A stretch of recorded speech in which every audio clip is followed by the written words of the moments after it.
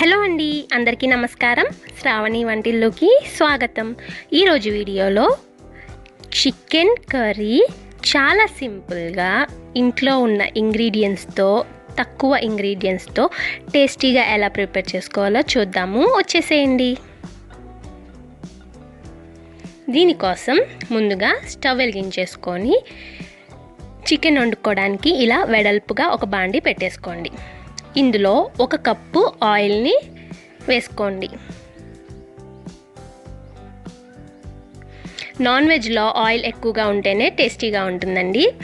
నూనె వేడైన తర్వాత ఇందులో 1/2 టీ స్పూన్ జీలకర్ర, 1/2 టీ స్పూన్ ఆవాలు వేసుకోండి. ఇవి వేగిన తర్వాత సన్నగా కట్ చేసి పెట్టుకున్న ఉల్లిపాయ ముక్కలు వేసుకోండి. ఇక్కడ నేను 4 మీడియం సైజ్ ఉల్లిపాయలు తీసుకొని సన్నగా కట్ చేసి పెట్టుకున్నాను. వేసుకున్న తర్వాత ఉల్లిపాయ ముక్కలు మనకి ఈ కూరకి బాగా వేగాలండి. లైట్ బ్రౌన్ కలర్ వచ్చేంత వరకు వేయించుకోండి. ఉల్లిపాయలు వేగిపోయిన తర్వాత కొన్ని కరివేపాకు రెబ్బలు వేసుకోండి. అలాగే చిల్లీ ఫ్లేక్స్ ఒక 2 స్పూన్స్ వేసుకోండి. చిల్లీ ఫ్లేక్స్ని మనము ఎండుమిరపకాయలని కోర్స్గా గ్రైండ్ చేసుకుంటే మనకి చిల్లీ ఫ్లేక్స్ రెడీ అయిపోతాయండి. 1 టేబుల్ స్పూన్ ఫ్రెష్గా రుబ్బుకున్న అల్లం చిన్నులపాయ పేస్ట్ కూడా వేసుకొని వీటన్నిటిని బాగా కలుపుకోండి. ఇలా 1-2 నిమిషాల వరకు వేయించుకున్న తర్వాత ఇందులోకి టమాటా ప్యూరీ వేసుకోవాలండి. ఇక్కడ నేను 3 మీడియం సైజ్ టమాటాలని మిక్సీ వేసుకొని ఇలా ప్యూరీ చేసి పెట్టుకున్నాను. వేసుకొని మరొక 2 నిమిషాలు టమాటాలో నుంచి మనకి పచ్చివాసన అంతా పోయి ఆయిల్ అనేది పైకి తేలేంత వరకు వేయించుకోండి. ఇప్పుడు ఇందులోకి రుచికి సరిపడా ఉప్పు,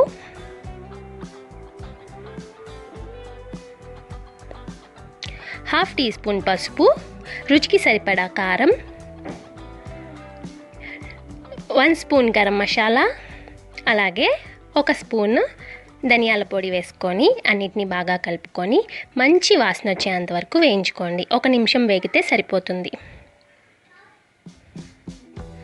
ఇలా అన్నీ వేగి మనకి నూనె పైకి తేలుతూ ఉంటుందండి. ఇప్పుడు ఇందులోకి 1 అవర్ ముందు ఉప్పు నీళ్ళల్లో నానబెట్టుకున్న చికెన్ని వేసుకోండి. చికెన్ని మనం ఉప్పు నీళ్ళలో నానబెట్టుకోవడం వల్ల త్వరగా ఉడుకుతుందండి. అలాగే లోపల జ్యూసీగా తినడానికి కూడా టేస్టీగా ఉంటుంది. వేసుకున్న తర్వాత 5 నిమిషాలు మీడియం ఫ్లేమ్లో ఉడికించుకోండి. మనకి మసాలాలన్నీ చికెన్లోకి పట్టి కూర టేస్టీగా ఉంటుంది. ఇట్లా మనకి ఆయిల్ అనేది పైకి తేలే అంతవరకు ఉడికించుకోండి. తర్వాత ఇందులోకి 2 కప్పుల వాటర్ పోసుకోండి. పోసుకున్న తర్వాత అన్నిటినీ బాగా కలుపుకొని మూత పెట్టేసుకొని 15 లేదా 20 నిమిషాల పాటు ఉడికించుకోండి. మీడియం టు లో ఫ్లేమ్లో ఉడికించుకోండి. సో 20 నిమిషాల తర్వాత మనము ఒకసారి ముక్కని చెక్ చేసుకుందామండి. మన చికెన్ ముక్క కనుక ఉడికిపోతే మన కర్రీ అనేది ఆల్మోస్ట్ ప్రిపేర్ అయిపోయినట్టే. ఒకసారి కూరలో ఉప్పు కారం సరిచూసుకొని చాలకపోతే మీ టేస్ట్కి తగ్గట్టు యాడ్ చేసుకోండి. చివర్లో ఇందులో పచ్చిమిరపకాయలు ఇట్లా చీలికలుగా కట్ చేసుకొని వేసుకోండి. నేనైతే ఇక్కడ 2 వేసుకున్నాను.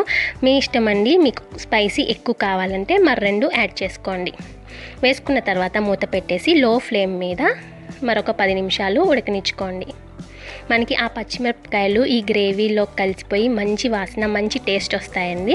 సో చివర్లో మీరు గ్రేవీ సరిచూసుకొని కొత్తిమీర యాడ్ చేసుకొని స్టవ్ ఆఫ్ చేసేసుకోండి. పల్చగా కావాలనుకుంటే కనుక ఈ స్టేజ్లో ఉన్నప్పుడు స్టవ్ ఆఫ్ చేసేసుకుంటే మనకి గ్రేవీ అనేది కొంచెం పల్చగా ఉంటుంది. లేదా మీకు చిక్కగా కావాలంటే కనుక ఇంకాసేపు ఇంకొక 5 లేదా 10 నిమిషాలు స్టవ్ మీద పెట్టుకుంటే మనకి ఇట్లా చిక్కగా ఫామ్ అయిపోతుందన్నమాట.